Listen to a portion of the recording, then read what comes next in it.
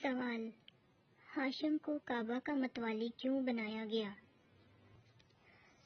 جواب: کیونکہ یہ عبد مناف کے سب سے بڑے بیٹے تھے۔ سوال: کون سی سورت دشمنوں کی دشمنی سے بچاتی ہے؟ جواب: سورہ کوثر۔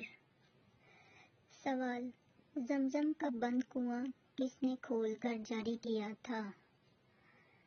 جواب: حضرت عبد المطلب رضی اللہ تعالی عنہ نے۔